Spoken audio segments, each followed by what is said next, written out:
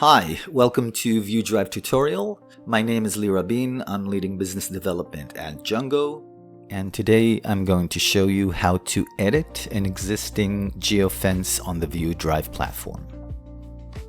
So we're going to go to Fleet Management and then Geofences. So if you remember in the previous example, we already defined the location of our warehouse. Now what I'd like to do is to edit it. So we're gonna click on the three dots and then edit. So we can see that right now the definition is that the fleet manager receives a notification every time a vehicle enters or leaves that location. So I'm gonna switch off the notification if a vehicle enters.